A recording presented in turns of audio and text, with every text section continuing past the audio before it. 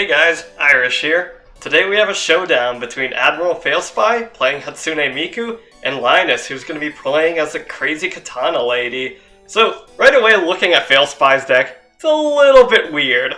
Especially for a deck that you'd be bringing in the Youmu matchup, but I know that Failspy brings this deck to pretty much every matchup. So he's got 4 infrared moons, and right off the bat you kind of ask yourself, well, why infrared moon? You know, I know he does it because he wants to burn more meter so that he can draw more LREs, but functionally speaking, it's not going to do much to help out in neutral against Youmu, because it's usually not her bullet game that Reisen has to worry too much about. It's her air-to-air melees.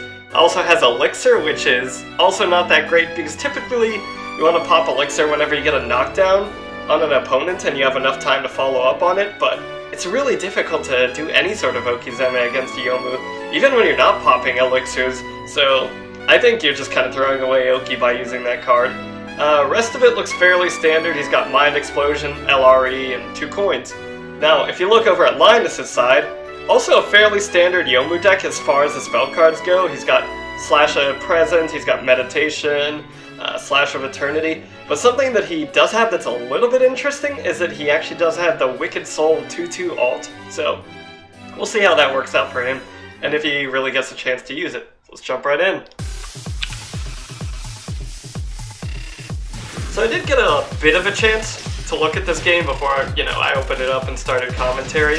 I think that's something that, definitely I didn't look at the entire set, but I think as far as what I saw, something that we can focus on for the purpose of analyzing this one is, first, we want to look at how they control space on the screen, and second of all, we'll also look at how and when they actually decide to utilize blocking, because I think those are definitely 2 very underappreciated aspects of Soku, especially from somewhat newer players, or even players that have been playing for a longer time, but maybe aren't at the absolute top of their game.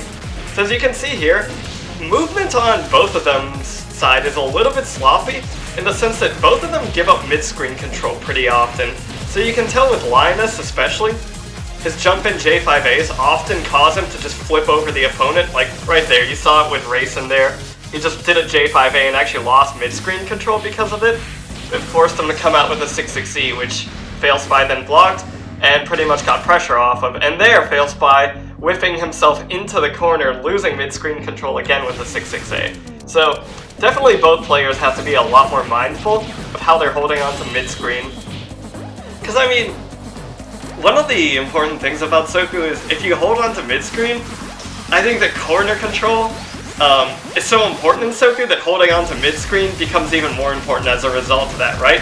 Because, like, Soku's crazy. People can jump up or around the air and completely go around your, a lot of your, like, spacing control options. So that's why you want to control the mid-screen, because if you do that, they can't really retreat away from you as well. They still have all of their vertical movement options, which are really powerful in Soku, but they lose, like, half of their horizontal movement options. They can't go backwards anymore, only forward. And, I think both of these players need to be more mindful of that. Again, with the 6-6A there, Failspy losing control of mid-screen, and just, I think both players being a little bit careless on that. So, the other aspect we also should take a look at is blocking. And I think as far as both players go with blocking, they kind of tend to underutilize it a little bit in areas where they're having trouble. Like here on Wake Up, you notice that neither of these players definitely have been blocking on Wake Up. Their Failspy didn't, but I haven't seen Linus block on Wake Up much either. So that's definitely something both of them could work on. So let's kind of slow it down a bit and see when they decide to block and when they decide to hit. So there, no block after the air tech on Linus' side. He actually decided to continue moving forward, and really big mistake against Reisen when she has such big air unblockables and easy air tech catches. So here, okay, good blocking there. And alright, yeah, making a little bit of a mistake with his spacing there. He ran past Failspy, lost a bit of that center control. So here's Typhoon, and of course neither player can block in Typhoon. And I guess spacing doesn't matter as much in Typhoon either, since he can't really get knocked back. But yeah, here, both players, there was actually a situation where Failspy could have easily avoided that, just by blocking. And, that's kind of the recurring theme here is both players haven't been exploring their blocking options as much. Crescent Moon DP on Wake Up, and that's just not going to work out. I think the majority of the damage they're taking is not knowing where to escape and where they should be blocking. So there, I think the reason why, if you actually rewind that and back that up a little bit, you see that he approaches with absolutely no coverage in the air, and you can't really do that against Reisen. Reisen has really good bullet coverage options and anti-airs, especially like her 6V. So there, that's another instance where I think Linus should have taken a step back and started blocking.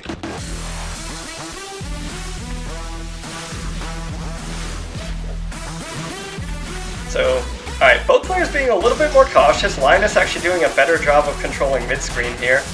Smashing on Wake Up, and really Linus' fault there that he didn't get the Okizeme properly. Good border escape. And yeah, there Failspy definitely making the mistake of not blocking on Wake Up. Wicked Soul being used. Not actually sure how well Wicked Soul plays into the density of Reisen's bullets, if it counteracts them or not. Ooh, and there Failspy mashing on Wake Up and actually getting away with it, but that's just sloppy Okizeme more than anything. I think against traditional players, it's not going to work out too well. And that's going to be a drop and probably cost them the game. Ooh, not quite. And there. I mean, again, if you actually go back and take a look, I think that Failspy's decision-making here is that he's expecting that Linus is going to cancel a lot more in his pressure strings when he's really not doing that. So he's trying to mash out between them, and it's just not there, right? Like, there haven't been many 5B cancels or 6B cancels, not even 2C. So the mashing is just, it's just causing him to get hit, take a lot of unnecessary damage.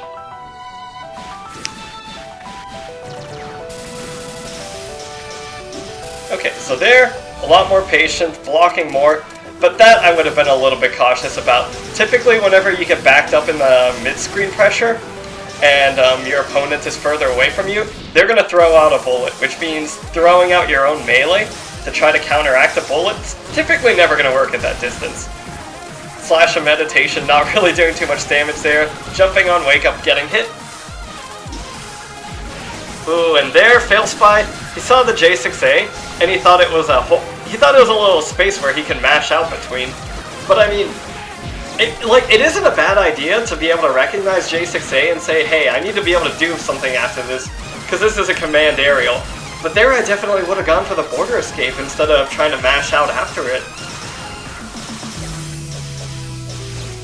Good patience from Linus. And right there, that 4A, instead of looking for the border escape point or just trying to jump out, he's playing it a bit too risky. And again, not blocking after an air tech is just causing him to take so much damage.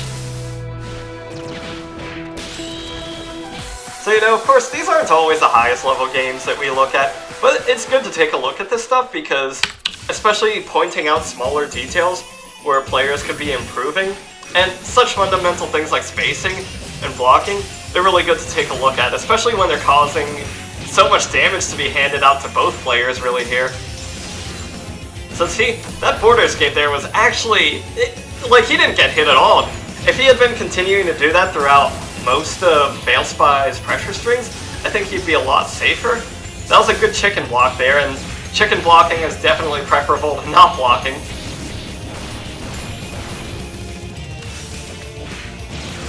And yeah, mash on Wake Up due to not great Okizeme. But I mean, I guess Failspy's getting away with it, so I can't blame him for it. Now that I definitely can blame him for.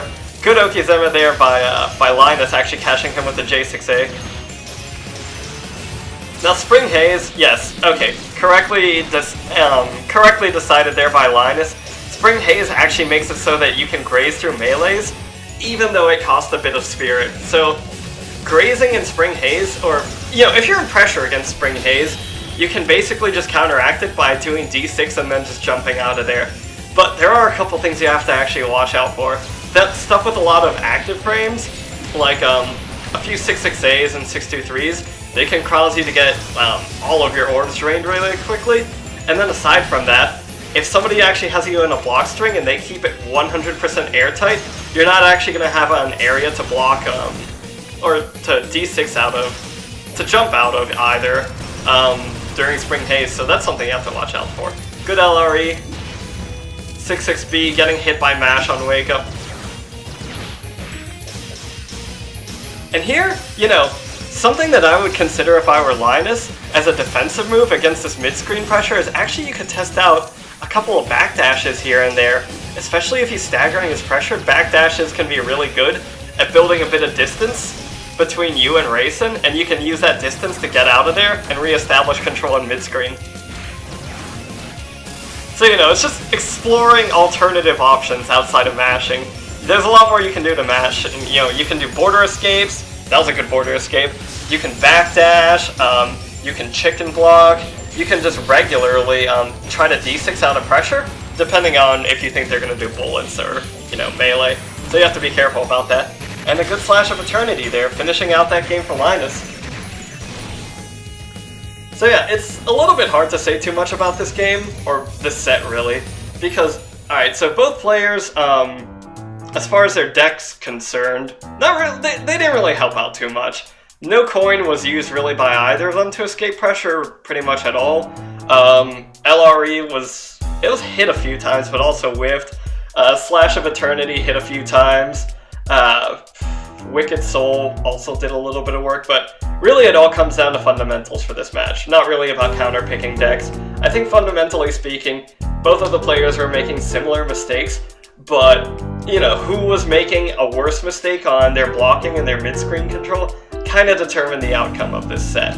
So really because of that, you know, if I had to say anything to Linus and Failspy, I'd say, you know, go back and whenever you're in games, even go back and look at your own replays if you want. Take a look at when you're controlling mid-screen and what you're doing afterwards. When you have mid-screen control, typically you want to play it a little bit safer because your opponent has to play a bit more risky because they can't run backwards like you can.